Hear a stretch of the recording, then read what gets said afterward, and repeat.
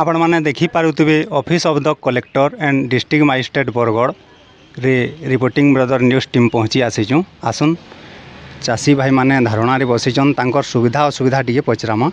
आसुन संयुक्त कृषक संगठन उपदेष्टा श्रीमान रमेश महापात्र आज्ञा को पचरामा चाषी मानकर कल्याण लगी आसीचन। आसुन तांकर मुहरु किछि जानमा काना कहबार के चाहबे आज्ञा। आज्ञा सबको जुहार। आपड़ देखुवे आम आज 8 दिन होगलान धान पकईकर कलेक्टर ऑफिस सामना धारणा बसचु। कारण ये चाषी गुड़िक पंजीकृत हो नहीं पारि से समय आम आंदोलन करुचु। पाखापाखि 4 मास अधिक होगलान आंदोलन करुचु। आमर कथा सरकार नहीं सुनबार। जिते पहला नवेम्बर ये 10 तारिख रु 21 तारिख पर्यंत ये जगह धारणा बसलु। से समय अताबिरा विधायक आसिक कहले जेन मैंने पंजीकृत हो ना पारि से मैंने पंजीकृत हो पारबे, से टोकन मिलवा, से धान बिक्री करि पारबे। ये सब दायित्व मोर है। आपण मैंने उठुन बेले आम बढ़िया विश्वास कलु उठलु। किसी लोक टोकन आला बर्तमान भी बहुत लोक टोकन नुआ सेते ताके नहीं जिते आम फिर प्रशासन द्वारस्थ होजु। प्रशासन कौन सी प्रकार उत्तर दे नहीं पार्बार। आम बाध्य होकरी ई मासर 5 तारिख नु कलेक्टर ऑफिस रे 15 पैकेट धान पकईकरी धारणा बसलु। धारणा बसला परे तार आर दिन आमर धान कलेक्टर ऑफिस रु 15 पैकेट चोरी हो जाइए। जेनटा चोरी है पर आम केस भी कलु। तापर आम असंतोष होकर पाखापाखि 52 लोग गुटे गुटे बस्ता निजर साइकल मोटरसाइकल रे धरिकी कलेक्टर ऑफिस भितर पकईलु।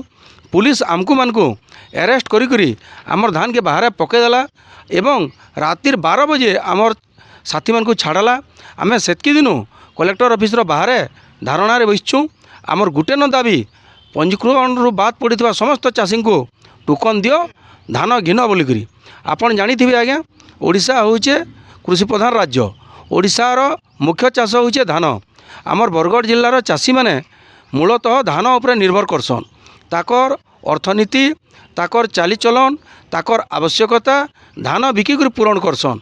जदि आज खरीफ धान उत्पादन करिजन टोकन नहीं पाइबार धान बिक्री नहीं करि पारबार ताले से चाषी मान काण अवस्था होतबा आपण थोड़े विचार करूँ। तेणु करी ओडिशा सरकार तुरंत चाषी मान को न्याय देवार लगी जल्दी टोकन देकरी धान घिनबार व्यवस्था करूँ। जदि व्यवस्था नहीं करबे आंदोलन देखुछन दिनू दिन के अनेक दल लोक माने अनेक सामाजिक अनुष्ठान कृषक अनुष्ठान माने समर्थन दौचन। ये आंदोलन आहरी दुर्बार हवा आहरी भयंकर हवा। सरकार जेन भावुछन जे माने निरुत्साहित होकर घर के पलैजे बोलकरी हेटा भूल है। आम आंदोलन करूँ न्याय पाइबार लगी। न्याय नहीं पाइबार पर्यंत ये आंदोलन जारी रहा। अन्नदाता होचन चाषी भाई और चाषी भाई जदि असंतोष रहे भगवान भी न सहे बोली आम भावुँ। रिपोर्टिंग ब्रदर न्यूज़ टीम रो रिपोर्टर मुई भी कहबार के चाहमी चाषी मानकर सुविधा करवार लई आपन जेन सरकारी पदपदवी रे अछन टिकी आपनकर मानविकता दृष्टि विवेक उदय करुन और चाषी भाई मानकर सुविधा करुन। समस्त को नमस्कार।